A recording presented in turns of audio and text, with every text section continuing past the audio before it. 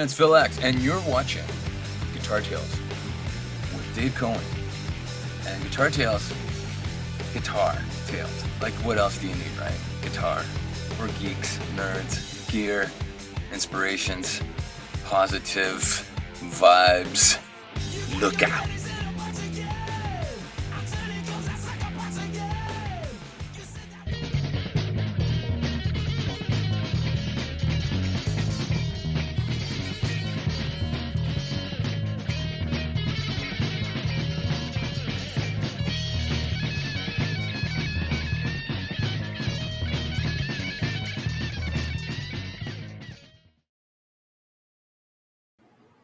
And thank you, Phil X. You know, I love that bumper because it organically happens with a capital H. It was so cool. After our show, we asked him if he wouldn't mind doing a little bumper for us, and the magic occurred. So thank you again, Phil X. We also want to thank on this edition of Guitar Tales our dear friend from season 1 and sponsor of our show, Charles Larita of Mischief Studios. If you have any kind of recording needs, if you want to buy a guitar, well, everyone here wants to buy a guitar, many guitars. He sells great guitars. He gives lessons. He is a kick-ass guitar player. He is a kick-ass writer of great songs. He's a performer, and he has a recording studio on premises. What more do you need? And he's a good guy. I always like to tell people I did run into him at either ShopRite or Acme once. We had a nice chat after he did the show with us in season 1, but much more importantly than that, if you are anywhere in central New Jersey, anywhere in relative proximity to Pennington, New Jersey, if you want to buy a guitar, get a guitar fixed, record that great song you just wrote, get connected with other musicians in the central Jersey area. Charles will take care of you. Great guy, great musician, great store. Go over there to Mischief Studios and listen to his music, by the way. It's really good stuff. Second thing, I really want to thank all of our fans of the show for making our numbers start to rise significantly. Scott and I are getting some of the analytics in, and a lot of our shows are getting into some pretty reasonable numbers, and we appreciate everyone being patient with us as we grow and try to do a better job at bringing interesting and great musicians to you. So special thanks to Scott Guitarist Stengel, who really is the driver of making that happen. He works at Noise Network Studios as our producer, director, and social media connoisseur to make all of this happen. He puts the good stuff out there. He makes the clips. He books the guests. He makes this ugly face look relatively reasonable for our shows. So he's doing beautiful work. So thank you again, Scott Guitarist Engel. And most importantly for tonight, we have, I think, our second-time guest, the amazing Moriah Formica, who was with us, I think, in 2020 when she was at the beginning stages of being a rising star, getting millions upon millions of hits on YouTube and other forms of social media, where the country and, in fact, the world was beginning to discover her talent. So, Mariah, thank you so much for joining us again. Oh my gosh, thanks so much for having me again. We're thrilled. We're so thrilled. And I got to tell you, you know, oh my God, it's almost 3 years ago. I said 2 years ago. It's almost 3 years ago we had you on. And the really short version of that story is Scott and I were having a conversation. And we said, did you see this young woman performing Heart? And we're like, oh my God, millions of hits. And Scott said, let's try to get her on the show. I said, there's no way you're going to get her on our show. And you were kind enough to do it. So we watched you at the very beginning of your meteoric rise. So we've been watching you ever since. Thank you guys so much for all the support. I really appreciate it. Well, it really is our pleasure too. And it felt really good to watch you. And we were kind of proud of ourselves because we saw your talent early on, and so much has happened since then. And that's why we reached out to you, because I think there's a story to tell of what's happened to you from those early days. I guess the best place to start is that you're in an absolutely amazing band, Plush, right now. Thank you. Oh, absolutely. So before we get into 2023, I would like, if you don't mind, to go back and talk a little bit about the amazing 2022 that was your life. Yeah. Oh my gosh. So much stuff went down in 2022. We had amazing opportunities to go out with, we went out with Slash featuring Bleh. This is always like a tongue twister for me. Myles Kennedy and the Conspirators. I love, I have a Isn't that cheat hard? sheet right here. I have a cheat You sheet do. because I would have screwed that up too. Myles Kennedy and the Conspirators. Such a great experience. I couldn't even believe. I mean, Slash. It's Slash. I mean, It's he's a Slash. and dude, Myles Kennedy. Like I was two of my favorite people in rock music easily, and I just like between Myles' voice and Slash's guitar playing and his whole like persona, I was just like, it was a lot. So what was there an intimidation factor when you first met them? Honestly, I'm gonna be honest, not really, because they are so humble. Like they make it feel like you're not talking to Slash or you're not talking Right. to Myles Kennedy. You're talking to, you know, Rock dudes. yeah, exactly. Just like they were just they're so down to earth and so humble. It's amazing and it's refreshing and it's like I mean, before, yes, it was very like the ride out there, it was very like, oh man, I hope that, like hope it's just it is intimidating, but it really, really wasn't when we first got to meet them because it was just, you know, they just made it so easy to they're such great people. They're so kind and humble. And I guess what a part of it too, we watch, Scott and I watch from afar, on social media. And by the time you were with them, you had already started earning a name for yourself. But I think what's more important, at least from from the outside perspective, is that you were out there getting dirt under your fingernails as a performer live constantly. So by the time you met them, you're someone who understood that life of being out there performing in front of people because you'd been doing it for a while at that point, right? Yeah, I've been performing since I mean, I started doing like little gigs and stuff when I was Right, right. um like 11 because it was just when I really wanted to do it, and you know my parents are so encouraging, which I'm so grateful for. And What was what was the album you learned by the time you were like 5 or 6 years old? I remember this from our first interview. Was it oh my Aerosmith? gosh, it was oh, what was it? Not Toys in the Attic. It Was it was Toys in the I think it was Toys in the Attic. I think so. There were so many albums that I mean every single album I would put in. I mean Aerosmith was playing all day every day in my room. Me just sitting there fiddling with my guitar trying to figure out, you know, where does this It's go and what's amazing. where and And then you're out yes. performing at a young age at 11. So, even you're 22 now, I think. Yeah. So you're whatever 21 or 22 by the time you meet Slash, but you've been performing at that point literally for a decade. So the two of you and Myles Kennedy, I guess once you're chatting with them, you can speak their language and you have shared experiences with them. Yeah, it's really I mean, it is really it does something to feel like it's a good way to connect, honestly. It's a Yeah. great way to connect. And there it gives you a lot to talk about, and it gives you a lot to learn too. I Hearing would. from them, I mean so much. It's like you just want to be sponges when you're in the presence of greatness like Yeah, that, no, it really is true. And one thing I want to go back to something you said before. What people don't know, although I pointed out to them. So Scott is in the green room right now. We could see Scott in this like faded kind of picture, but he could write to us and like say, "Dave, you're being an idiot," and things like that, which he will do at times. But what he wrote, which I didn't think about, because you're so young, I don't think of the fact that when you were that young, that we didn't. I mean, YouTube might have existed, but not the way it does now. When you're figuring out Toys in the Attic, and then we'll come back to the present. When you're figuring out Toys in the Attic, you're not watching, a YouTube video to learn it. You're probably playing a cassette or playing vinyl at that point, or a CD, I guess. But but you're not Yeah. watching a tutorial video, right?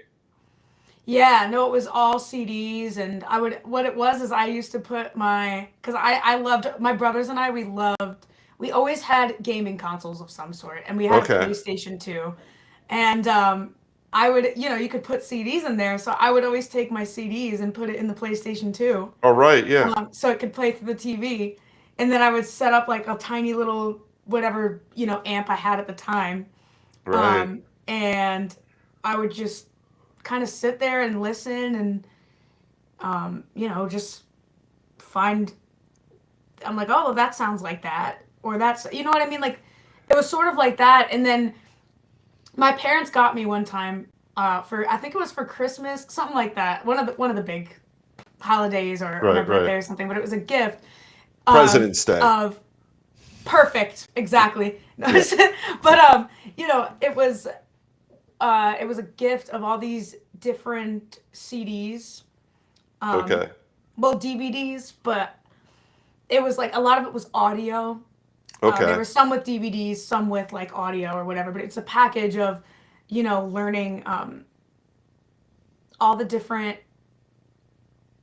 big classic riffs. And so like the first riff I ever learned was Back in Black. And the Oh, reason that I really? learned it, the way that I learned it was I, you know, would listen to these. It was a combination of kind of using ears and then listening to the guys on this audio CD or whatever. Telling you Um, what to do. yeah, exactly. And Right. being like, well, this is the strings, and if there was terminology that I didn't know, like which was a lot, Right. I would just kind of be like, all right, I think it's this, but then, I mean, just a lot of time, I guess, just spending a lot of time with my instrument. It But to just, put all of this in but perspective, you're not doing this as a 16-year-old. Are you even 10 yet when you're doing this? no, I wasn't actually. That's I think I amazing. was like, yeah, What are you, like 6 or 5? yeah, like 6, yeah, like 6 or 7, I think. It just, I mean, that's like a Mozart level. Like you hear about No, oh Mozart, my gosh, doing this. Yeah, but yeah. no, it's definitely something that I'm very grateful to, like, to have as an outlet, because it Oh, ended up yeah. being the biggest outlet for me when Right, I was and growing it's and up. obvi- So it's your life and your career now, which is amazing. yeah, So you have this rich background and an innate talent, but a lot of us might have an innate talent, but not everyone cultivates it and does the work. You did the yeah, work. So when you're in early 2022, I see from my cheat sheet, we're talking about a year ago, February of 2022. You have this wealth of experience. You've built your craft at that point, so you can speak the same language as Myles and as Slash, and they took you in. I take it. yeah. They were so sweet and caring and welcoming, and so supportive. And I believe actually, Todd Kearns, who's amazing. I love him. He's so awesome. But Todd Kearns was so kind and so sweet. He actually wore our t-shirt, one of our t-shirts, one night on stage. Oh, that's Which, beyond cool.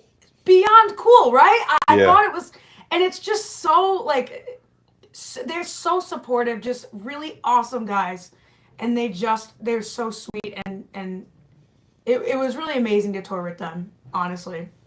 That is, and that's not the only thing you did. So then you're playing at festivals. What is the Welcome to Rockville? Oh, welcome to Rockville. Yeah, that was in Daytona Beach, at the Speedway, actually, and it's a huge rock festival. There's so many people there. I think, um, I'm trying to think who was there that time. There, I mean, so many people. It's like it's huge, so huge that it's hard to remember everybody that was on there. But Wow. it's such a fun. It was a lot of fun. It was really hot though, um, but it was a lot of fun. I couldn't believe the crowds there. They were just so happy to be there, and That's just amazing. And then this is, to me, this is interesting. So I think you're in all your family's based in either Albany or Buffalo, I think. Albany, yeah. Albany. So, you're still young. I mean, now you're still young, but you go from, I would imagine, and you could jump in and tell me if I'm wrong. You're playing some local gigs when you're really young, but now that this becomes a different animal.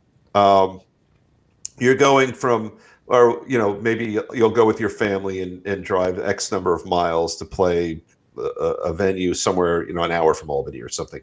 But when you're on the road, are you living the life where you're on a tour bus and then sleeping on a tour bus, or what is that life like? Because that's got to be new to you at that point, right? Yeah, it was definitely it wasn't it definitely isn't like a, tour bus. Like we don't have a bus. We don't have Okay. yeah, we don't have a bus. We don't have, I mean, we've toured in at the closest that we've toured in, to a bus, I guess would be we got an RV All right. for the slash tour actually. Was it so it was nice. Honestly, it was just nice to have like a place to sleep, I guess. Right. That's the only thing that is otherwise it's kind of like, look, you got to make it work with what you have. But with this last previous tour that we did with Alice in Chains at Breaking Benjamin and Bush, we had just like a 15 passenger van with a trail with like a U-Haul trailer on the back. Wow. Um, So yeah, that's good. yeah, That's that's how character building, right? exactly, and Yeah. it honestly, I mean, it builds up, resistance, and it's yeah, I mean, you get sick of it, your neck hurts, your muscles hurt, like whatever you're doing, because it's like, oh, that van, I got like a thing Right. in my neck or whatever. But Now, who honestly, it's drives? our tour manager, or on previous ones we've had a driver. Okay. So we've So got so yeah. so this is something I'm Go. unfamiliar with, and I'm guessing a lot of people listening are unfamiliar with. So let's say you have you play a gig and your next one is 15 hours away. Is that something that happens with you?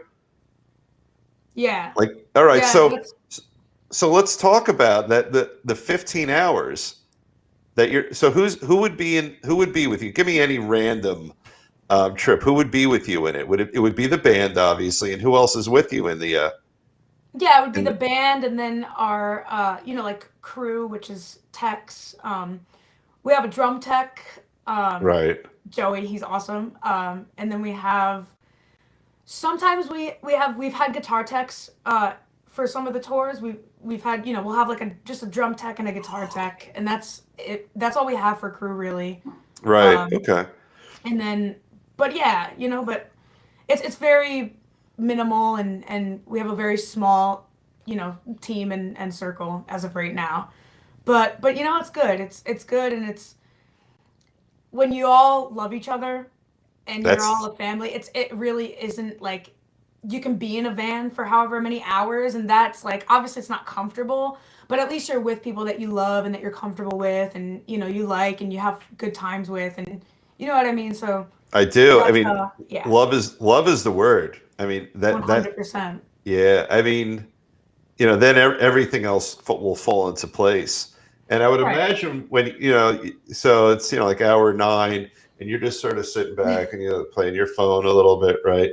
I mean, well, when we think of what Hollywood does with that, Hollywood would have you breaking into song, like, I mean, is someone, like, do you pull out your acoustic guitar and start playing tunes when you're driving? Do you just sleep? I'm trying to get a sense of what that life is like. I mean some of the like okay, I'm trying to think. I think for the most part, Ashley and Faith Okay. are like up in the they're up in the front making like they're laughing all the whole time, like doing, like with like periodic naps in between, I guess, Is she and playing they're drums making on the like dash? they're no, but Yeah. they're making like, they're just making puns. Ashley is literally the funniest person I've ever met in my life. Like I've she's seen the hilarious. video. The And two of you could start a whole comedy thing together. she Yeah. she's so funny, and we have a blast. I mean, she is just the life of the party. And so her and Faith will be up in the front, kind of, doing their thing, laughing, making memes, whatever they're doing. And then, Hey, wait, I'm going to cut you off. Scott likes when Yeah. I do this. Wait, Scott, if you could put the picture back up. Why don't you introduce the band for us? Yeah, Well, so Scott, I know who's in it, but I'd like to do it. yeah, so I guess on my In the dark outfit low. How about that? okay, so the dark outfit low, that's Bella Perron, that's our lead guitar player. And then directly next to me on the other side is Ashley in that fire jumpsuit. And then right next to Ashley, kneeled down is Faith, who's our drummer. Ashley is our bass player, by the way. Excellent. Yeah. And Ashley she's the one, I've Supa seen the and Faith videos. Powell. You two crack each other up. Oh my gosh, she's so funny. She's like, I just, it's, you should honestly, a van ride with us might be a little bit too much for some people. I'm not even gonna lie. I wouldn't, people, it might be a little too much. That's how much fun we have. You know what I like about it? So first of all, you got to drink to that. Let's drink to. Cheers. Now, what are you drinking, by the way, right now? I am drinking a whiskey sour. Very nice. The wimpy old guy is drinking red wine, and wimpier Scott is drinking like Can't a go wrong Coors with Light that. or a Bud Light, which is just pathetic. right. But so am I. Yeah, I'm like red wine. You can't go wrong with that. But Yeah, it's I'm not not a as. huge Coors Light person. No, I know. We're making fun of Scott in absentia right now. He's getting mad. But he's still a vibe.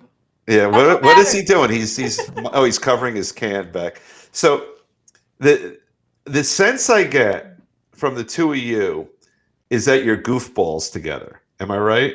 Complete like you're 12 years old together.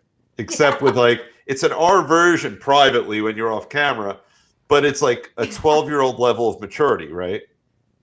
Yeah, I mean, it obviously when times need to be serious, it's different. But if we have it our way and we're just joking around, yeah, it's probably 12-year-old, 13-year-old little boy humor. Yeah, that's the sense I get. Yeah, yeah, it's very. I mean, but she's just so funny. So yeah, so they're in the front doing whatever they're doing. Bella and I kind of tend to hang in the back of the van, kind of hang out, do whatever. I honestly am the sleeper. I sleep 24/7, any chance I get, all day, any time in the van that we spend, especially if it's a long, the 10 hours, the 15 hours, whatever. Right. I'm asleep the whole time. As a matter of fact, I remember talking to Faith one time, and we were doing impressions of each other. And we're all going around, whatever. And she's like, okay, ready? I'm going to be Mariah in the van. Oh, that's and great. And that was her only thing that she had to say. It was so funny because I'm just a sleeper. That's what I'm always doing in the van, really. I'm sleeping or listening to podcasts or, watching YouTube or whatever. So. And you have to, the interesting thing is you have to reserve your energy. Because I've seen, I've watched the clips of you guys, and I was so upset when you played the PNC Arts Center. I had every intention of reaching out to you to try to go on ahead. I think I was out of the country at that time, but I would have loved to have seen you guys. But I've seen your performances, not live, but at least on video. And you're like my pooch right now, who's sleeping. You're either at 0 miles an hour or you're at 100 miles an hour, right? Yeah. So yeah, pretty much. When you're on stage, I've seen, and you're all of you put so much energy into those shows. And it's like a. That's a good rock face in that picture. Thank you. Yeah, that's why I just, it's just an outlet for. But it's real when it's coming from you. That's not a bullshit. Rock face. I've watched it. I could tell if people are just putting on airs. You're feeling it when you make that face, right? For sure. I definitely. I'm not gonna go as far to say like possession because that's a little dramatic, but like, Yeah. you know, some people talk about like, or you know, like Beyonce, right? Like she talks about like her alter ego, I guess, whenever she hits the stage. She calls it like Sasha Fierce or something like that.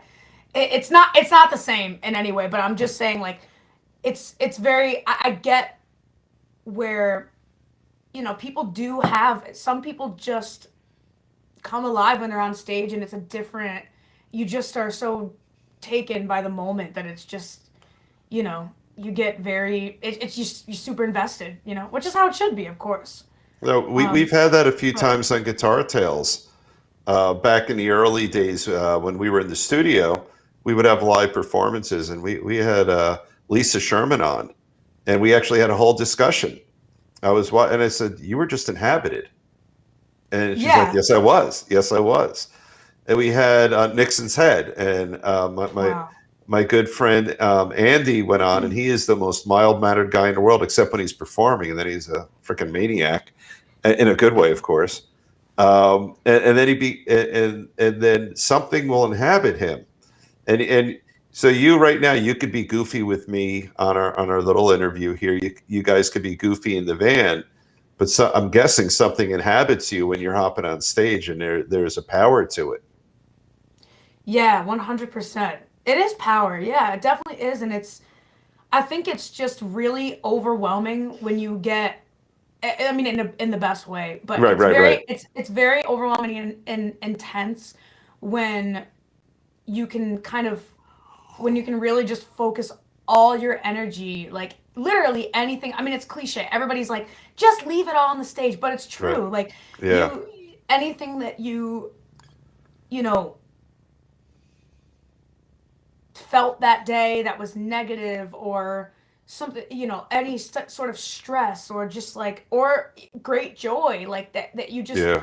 need. I mean any emotion, I feel like regardless of whether it's positive or negative can be overwhelming. Like even if you're so overjoyed about something, it can be overwhelming, and it's good to have an outlet to get that out. And so It comes right through you. yeah, and And then when you have other people in the crowd to share it with, that just it there's no feeling that is like I can't describe that feeling, you know, and I well, think that I that's can. what I'm going to possession describe sort it. of is. I will describe it right now by having Scott, if you wouldn't mind, putting on your TSO performance, one of your TSO performances, Oh, Trans-Siberian Orchestra, we're because really we're gonna go there. oh, we're going right Okay. there. We are, Mariah.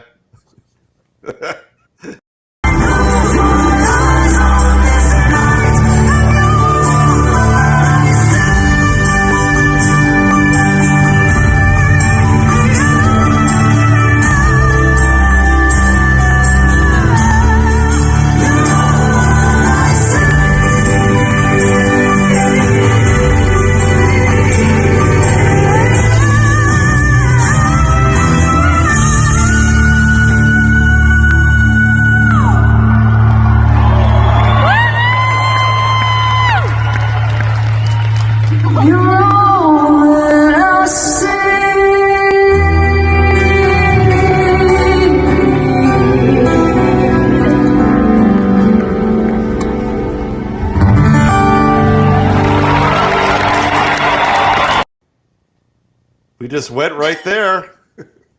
That is amazing. Absolutely Thank you. amazing. I Are you appreciate actually it. Thank blushing? you. No, I well listen, when I have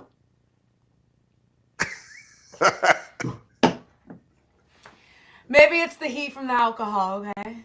No, Yeah, I'm just it's kidding. gotta be. It's gotta But be no, that. It's gotta be that. no, I am. I get a little bit. I do. I just. I think anybody like whenever they like see themselves on video or like hear themselves talk, I think it's just everybody has that feeling of like, oh my fucking gosh, turn it off. You know. Thank you Sorry. for that. Oh Thank my you gosh, for the I'm fucking sorry. F-bomb. I'm sorry. I shouldn't. I love them because it drives Scott crazy. I'm So sorry. That no, is it's the all one good. and only F bomb. Oh, I hope there's Um, more. I hope there's more F-bombs. But that was good. That was good.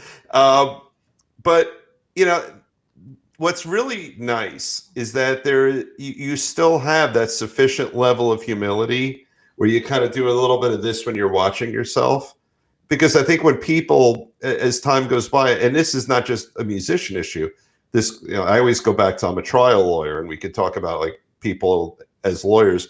If someone hits me with a compliment, I'll feel a little like that, and I'll be a little awkward about it, Right. because if I Yeah, accomplish exactly. It's something, awkward. Right. if people say, "Hey, Dave, as a lawyer, you're really great at this," I'm like, I'm okay. I do my best, and that's what Right. you're doing, and that shows I would, in my view anyway, a healthy level of humility. But unlike you, I'm permitted to say that kicks ass. You're not allowed to say that about yourself, obviously. Well, thank you. I really But do appreciate that. oh, I do. absolutely. I really, regardless of like any sort of like, I really do appreciate it. I really do. It, Thank it you. it's amazing. Scott and I, before, we always test the equipment and everything before our guests come on. We were watching that together, and this one we won't have to bleep out. I'm like, holy shit, that's great. Uh, Thank you. but and what's interesting in the round world that we live in, another guest of ours, Joel Hoekstra, probably was playing guitar when you were singing that. Or I see. So Joel is on the East Band. I was in the West one. oh Yeah. But it would have been so cool. But I mean, I love Angus Clark too. yeah, He's amazing. And Al Petrelli. I mean, they're all just everybody's so.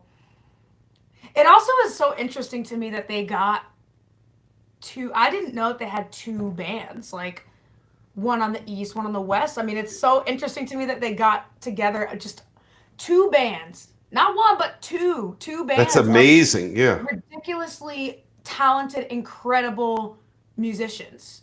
Like and it's really crazy to me. and, To me. and Scott is writing. I'm looking at my screen right. He's like, I had no idea. I know I had no idea. Uh, Yeah. but it is pretty cool. So we've had two guests on our show. I guess now we know we've had two different coasts for TSO, which is kind of neat on Guitar Tales. And we've actually now had two Academy Award winners on our show, Wow. so which is pretty cool. Dang. That's Which is freaking pretty cool. awesome. Yeah, it's good stuff. It's good stuff. Um, so we've got this. So you did TSO. Now, how many actual shows did you perform with them? Is that like I one think we show? did. Is it multiple? We did. I think we did about 50 on that That's what I last tour. thought. Right. Yeah, Yeah. about 50 shows in 30 days. No, not 30 days. Yeah. Yeah, I about mean, you 30 days. could. You could. 50 shows in 30 days, I think, because a lot of the shows are double show days. So, like, you have two. That So makes it's, sense. Yeah. yeah. So, about 30 days, about 50 shows. Yeah. And it's funny. I want to come back to why I with joy embarrassed you a little bit by putting that on, is that we were talking about you take your cat nap all day long, but then the level of intensity you're going to bring on a stage, you do have to reserve all your energy like that. Yeah. And It- especially as something that I learned as, like, as a singer too, is just, okay, and like advice too from other singers is, you do have to conserve your energy because it not only do you have to conserve your energy because like your talking voice obviously, right, but right, right. and like don't scream, don't which look, I'm a loud person. Like I don't know how to not be loud. And my mom is like that too, so that's probably why. But I'm just a loud person. Like if I really get into something, I'm very like, yeah, and I can't believe that. You know what I mean? Like I'm just loud, but Do you but get mad? do I get mad? Trying to. I'm not sensing. Do you? I do. I have a temper. Yeah, I have like what they call that, like short person syndrome or something, where it's Oh, like that's funny. they get like the really small people, they gotta make up for it with their temper or whatever. Napoleon syndrome, something Napoleonic like that. complex. That's Yeah. what it is. Yeah. I'm like, because it's true. I do. I don't know why, but I really do. I have a crazy temper, but Oh, interesting. onto other things. No, I'm just kidding. But yeah, but yeah, you do have to conserve your energy. It's very, because not only is it like your voice, obviously, but I have learned specifically, honestly, on the Alice in Chains tour, I did not realize how important it is to conserve your energy as a whole, like just for your Okay. body.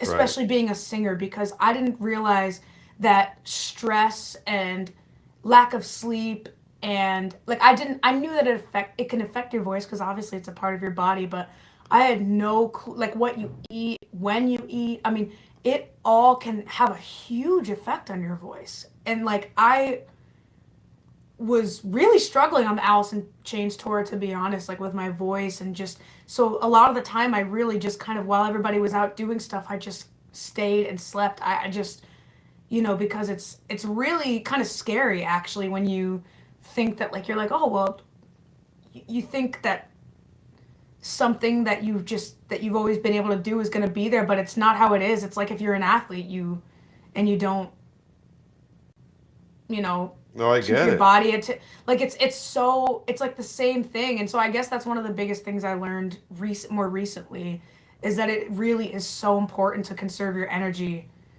as anybody, but also like especially as a singer, it's so important because if I don't get a certain amount of sleep, my voice just will be hoarse the next day. That's how it is. It's Well, crazy. you have a layer of pressure. I mean, you're a guitar player also, obviously. Um, but you know, when you wear your hat solely as a guitar player, let's say you're doing an instrumental, obviously Right. you want your fingers to be in good shape, right? Right. But your instrument is a piece of wood with metal and electronics and stuff like that. Yeah. When you're singing, your instrument is inside you. So Hmm. obviously, when you play guitar, you have some pressure on your back. You got to make sure your muscles here are good, your muscles Yeah. here are good. But the level of pressure you're going to feel to take care of yourself as a singer, I would imagine, is that on steroids, right? Yeah, I mean, I think so, honestly, because it's like you can't, you also, I mean, you should, obviously, like, anybody should, like, watching what you eat isn't just a singer thing. Like, obviously, that's a good thing that everybody should do, Right. but I mean, like, it's even more because if you, like, it goes down to things like certain things that are higher in acidity, Like, Yeah. honestly, like whiskey, you can indulge every once in a while, but whiskey is like terrible for your voice. It's like all the things that you didn't know that you had to think about. You're like, wow, this food is acidic, and this food is acidic, and this is. I mean, Right. That makes sense. chocolate's a big acidic thing, and I have acid reflux, and so a lot of the things I started noticing, like if you eat a lot of acidic foods, I mean, your voice gets hoarse from That all the makes acid sense. kind of chipping away at it, and so it's just a lot of things that like you learn a lot of self discipline too. I feel like, which I'm still trying to learn, but I got time, but yeah, it's a lot of things that you're learning and just kind of. That's why I always want to try and I'm looking for better habits and I always want to take better care of myself because it But is that important. It's so but important. what's interesting to me, and I'm watching Scott's writing us. He's a pharmacist in the day when he's not doing this and not performing in his band, or he's. Really, Oh yes. Scott that's is a farm. awesome. He's a pharmacist. That's why he goes by guitarmacist. Get it? Pharmacist. Guitarmacist. I saw Yeah, that earlier and I was like, man, that's amazing. I love it's a cool name. Yeah, he. that name. Yeah. Here's a little trivia for you. Scott and I were in a band called The Cure before The Cure existed. We just Shut up. we just came up with that name, and I don't know if Scott or I did, but we have a cassette tape that says The Cure on it from about a year before The Cure existed, and we sucked. But No, he but went. dude, that's We amazing. were horrible. He went on to become a good musician.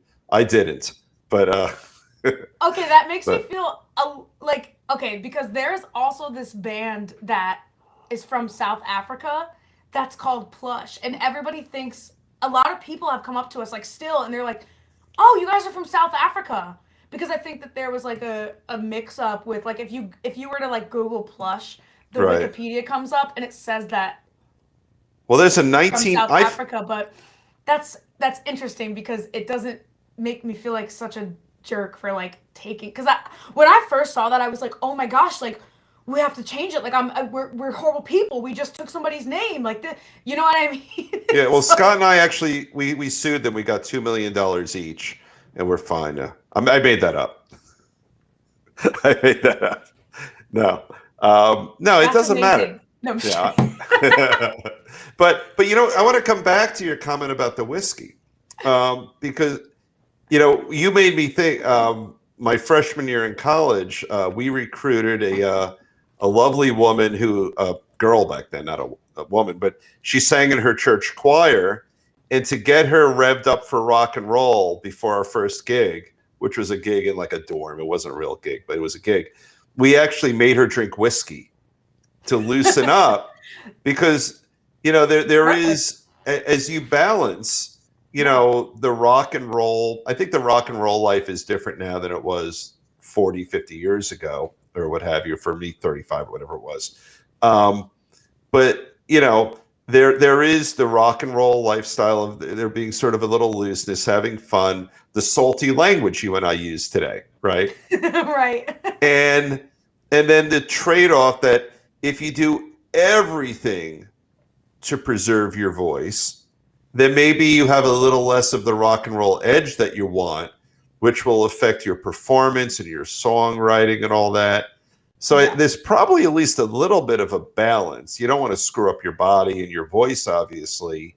Definitely. But you don't necessarily want to lead such a sort of pristine G-rated life that you're not a rock and roller, like with my air quotes. Right. No, I completely agree with you. It's more just about, like you said, like just balance and self-discipline. That's it. It's not like, oh, you can never indulge in this, or you can't even do it like a couple days. But it's, it's just a matter of knowing, I guess, whenever you're like, you feel that you're a little bit more sensitive, or you feel a little bit of tension in your throat, like maybe I won't have that drink tonight because I feel that's perfect. There's tension in my throat or whatever. But I completely agree with you. You got to live a little, but and you're right. Like you got to have that edge, and that totally is like, I mean, you don't have to, but if a lot of people who are rock and roll just are that way. I don't know. Right. I mean, I'm that way. I need that edge too. But right. Like you said, it's all about balance. Right. And then the other thing is that you're a songwriter. Yeah. So you're drawing on life experience to inform the music you write. Right. And you want to lead a good life. And I've asked many of our guests, and they've all wowed me with their answers. The folks who really have a great font of creativity.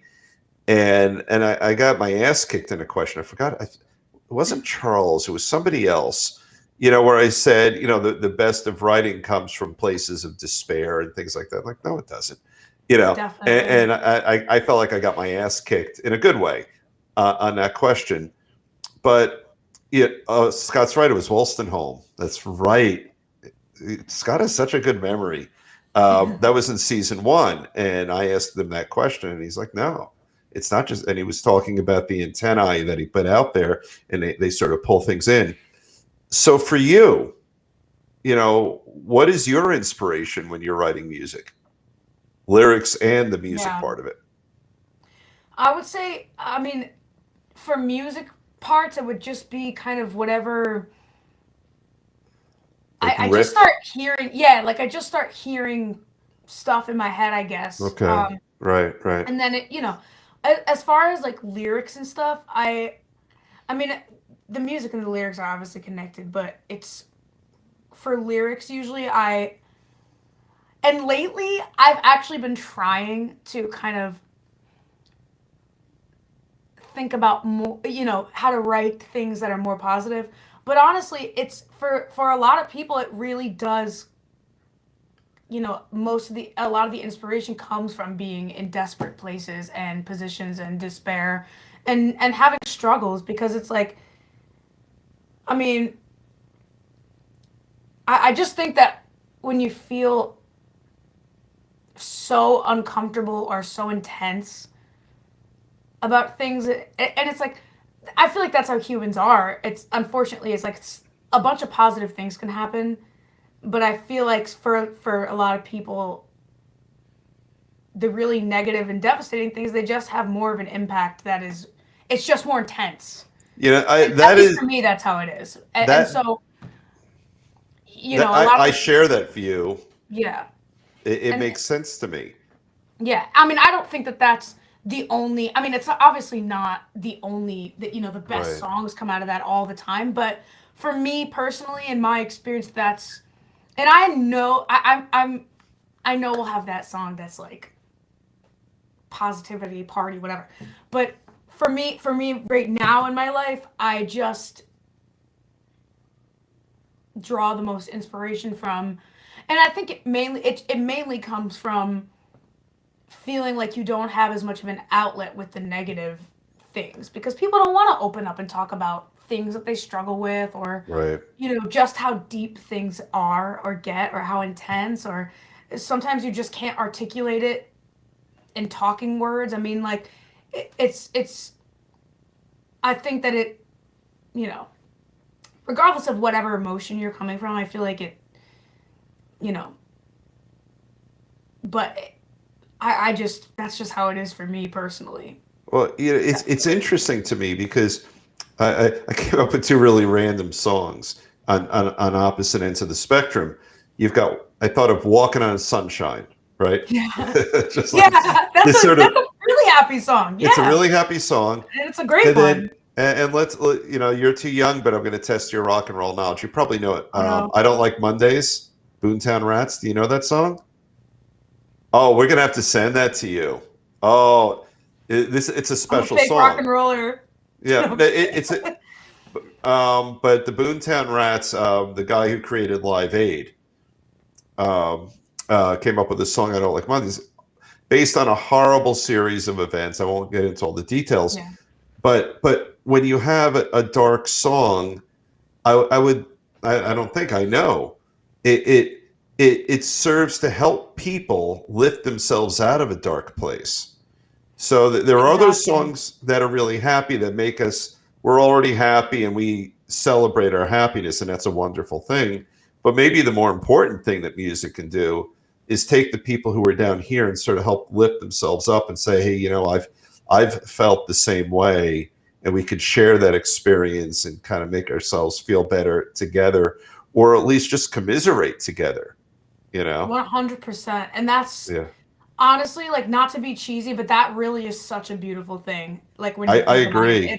it's so beautiful, because that is, and I agree, it's totally, everybody has a different purpose.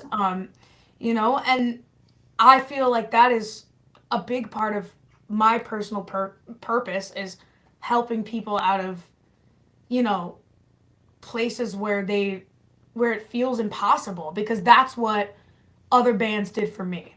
And this, a lot, the music that I listened to and that I still listen to, it isn't happy.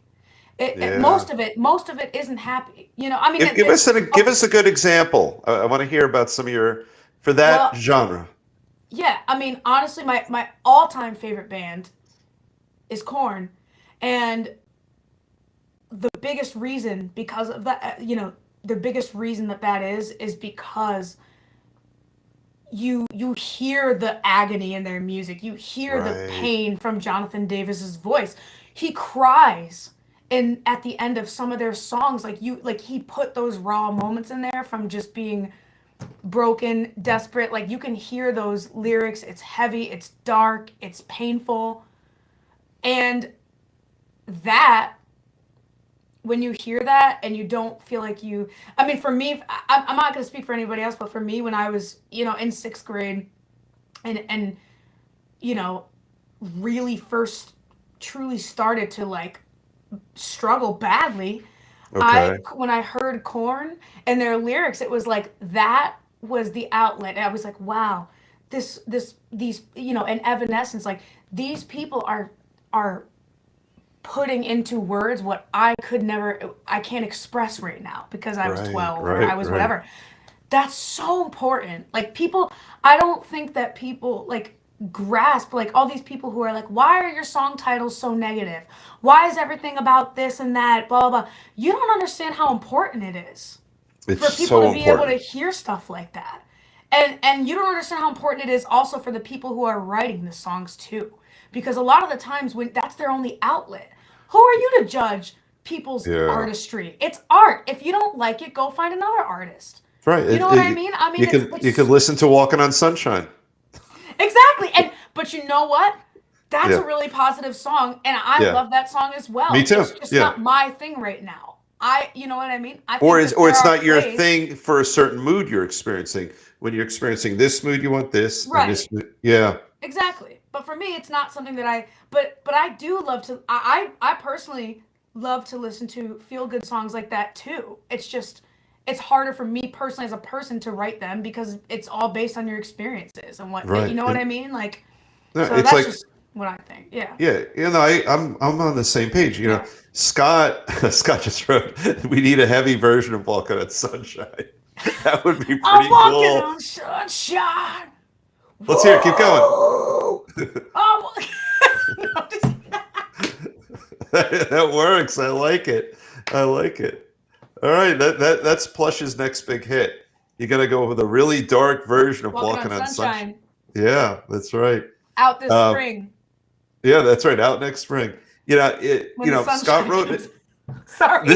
Let me hear one more lyric. Let me hear it one more time. Let's hear a little more. No, I didn't have a lyric, but I was just gonna say it comes. It's gonna be out this spring when the sun comes back. But that was not. Oh, I funny. like that. And it I also like doesn't that. apply to everyone who's listening. Doesn't apply to everyone. Here, let's hear one more gritty Walking on Sunshine. Let's hear it.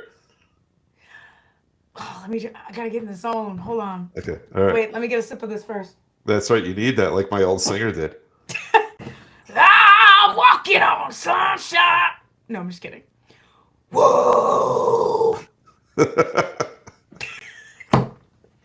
Listen, I don't even know what I'm doing right now. I like it. I like it. It's good stuff. So you gave us another great segue. So next spring, after you release the gritty version of Walking on Sunshine, I have my cheat sheet, but I don't need it because I'm going to ask you. So let's talk about 2023. We are recording right now. It is February of 2023. Talk about what has happened this year and what great things you guys have going on in Plush for this year. Yeah, so we've got, as far as things we've did this year, one of the really cool things that we've got to do so far is play, we did a show at a military base not too long ago, a few weeks ago actually, in Cherry Point, North Carolina, and that was really fun. It was really fun to go out there and hang with the Marines and, play for them, and everybody just seemed really happy. To be out there with bands and hearing live music, and it was a really great time. And I really hope that we get to do that again. And it was also cool to just do that for the Marines, absolutely. for the For the troops, people who are taking care of us. Yeah. Literally, yeah, like that's the least we could do for them, right? So it was really fun to do that and to be a part of that and to just see how much fun everybody was having, and we had so much fun too. Like it was a really cool experience, and they were so hospitable and just so great to us. And I really hope that we get to go back there because it was really fun. So that was a really cool thing that we did thus far this year. Very nice. As far as plans for this year, 2023, right now we're just focusing really on getting new music out. And we don't really have we don't have shows until this summer. Okay. But we do have a really cool. We're doing I believe it's called the Cadet Fest. Okay. But that's a really cool festival that we're doing this year that I'm really excited for, and just focusing on putting out more music too. Because like I said, it's been a hot minute, and isn't it it'll crazy? be really nice too. Yeah. I mean, your song "Hate" is phenomenal. Like, what a fabulous song. And, you put your vulnerability right out there, right? I mean, I am so broken, right? Like you think about that lyric and no, you're not broken, but that's how you felt in that moment when you wrote it. Right. Exactly. You're not saying I'm a broken person. You're not sitting here. I'm not talking to a broken person on this interview, but in that moment, that was the emotion as you wrote it. And then when you sing it, you're feeling again that emotion. Yeah. And every person who's listening to you, who's been broken for a moment, is feeling better because they're having a comrade in arms with you. Yeah. Exactly. Exactly. It's that camaraderie. It's like it's so it really is so important that that people have, you know, a person that they, or just anything like a song, or somebody who they're just like, okay, that's a person out there that gets it, or like, Yeah. because when you, also when you struggle too with anything really, it's way easy, it's almost inevitable that you're gonna feel like, yeah, nobody else really gets it, or like, you know, I can't articulate exactly everything or Right. the depth of what I feel. And that is so horrible to feel that way, you know? Like it's horrible to not be able to articulate or feel like you can connect or talk about things. And like as I get older, or as I got older, I guess I'm not that Yeah. I'm like old or anything, but I, you know, as I, like when I wrote that song, as I got older, since I wrote that song, I Yep. Yep. realized, you know, it's not, people are not, like a lot of my friends in high school, I look, I'm so grateful because I have an amazing support system. I have my family. My Yep. family is a very ride or die family. We have each other's backs regardless of what. We listen to each other. We know each other like the back of our hands. But I find that that is not, it is not like a lot of my friends, most of them were not super close with their families. They didn't feel like they could, especially in that age group, like the high school, you know, and like college age group, like they didn't feel like they could, you know, a lot of my friends would be like, oh, I would never tell my parents that, like, or I would never tell so and so that, like, I don't, you know, what do they, I don't, they would never get it, or I can't tell them what, you know what I mean? And so it's like there's a barrier, I feel like, that's broken when you write a song that people hear and they hear it, and like I said earlier, it's like you're just like, wow, this person is putting into words what I feel, rather than just being like, hey, I get it. You know, it's more because you're describing it in a song. And Well, also the music plays a part too. it's Like it, huge. And you you know, know, so as we sort of round out this lovely chat, and the time flies on our show, yeah. you know, we've been actually chatting for about an hour now. It's It's crazy. It amazing. doesn't feel like it at No, all. it never does. And but here's a beautiful thought I want to share with you. So you talked about a couple of things tonight. You talked about the power that will sort of get channeled through you as you talk. Yeah. You have the family who supports you, your ride or die family. But here's what's amazing: your ride or die family put you in a position to help you do for the people who watch you perform what Korn did for you. Wow. Yeah, You that's, know, yeah. And so that's a, you're that is doing beautiful. That's wow. you're doing for them what Korn did for you way back when.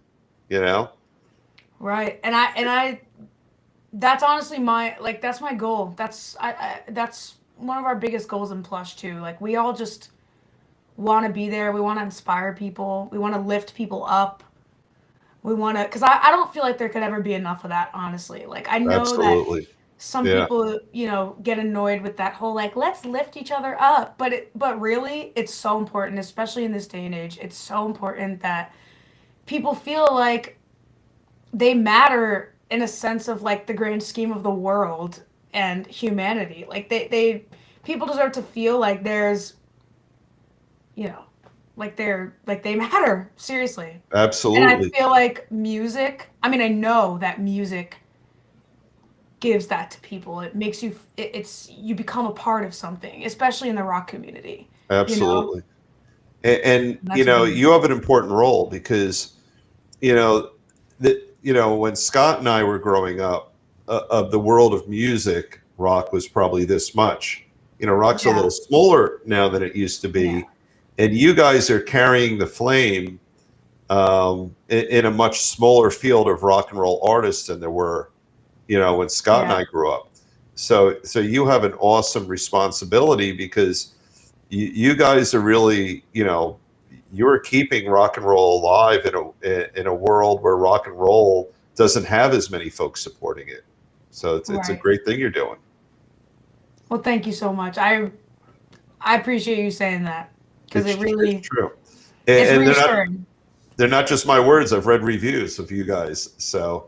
Uh, so as we round out the show, I just want to thank you so much It's been a pleasure chatting with you. Well, thank you. I know this was so much fun. Like we'll get you I back wish it wasn't again. over. We got to do it again. Yeah. We'll absolutely get you back. I knew you'd be fun this time because you were fun 3 years ago. Where I wrongly said it was 2 years ago, but it was probably about 3 years ago because time flies. Man, that's crazy. Absolutely. So as we round things out, it's such an old man stupid question, but where do people find Moriah Formica and Plush? Yeah, so you can find Plush on all social media platforms. On Instagram and Twitter, we are at Plush Rocks. On Facebook, we are Plush Official, and we also have a website called plushrocks.net. And you could find me on all social media platforms as well. Sorry, the whiskey's kicking in. Anyways, good. Yeah, so I'm at Mariah Formica on all platforms. Well, see, I shouldn't take a sip before I have to talk. Well, thank you again for joining us. This is another really enjoyable edition of Guitar Tales. I want to give an extra shout out to my friend Scott, Guitar Assist Engel, and we will see you on our next episode. An extra special thanks to Charles Larita and our great sponsor at Mischief Studios. Have a great night. I'm number two. No, I was the second. That's right. I was the second one. The second on Guitar Tales, ladies and gentlemen. You're watching it right now. I'm Big Daddy Ed with the Amish Outlaws. I gotta go back to work. Here we go.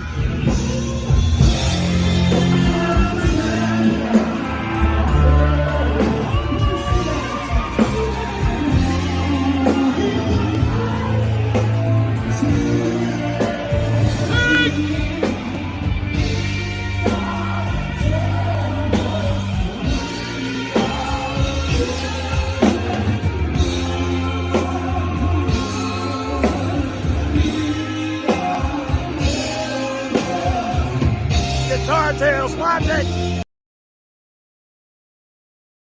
Hi, this is Dave Cohen, host of Guitar Tales, and Scott, Guitar Assist Engel. so we put together this show every week for you guys, or at least every other week. We want you to do two things for us, which would be good for everyone. If you could subscribe on our YouTube channel, that would be great. And share. Please share the videos around with your friends. Let them know Guitar Tales is out there.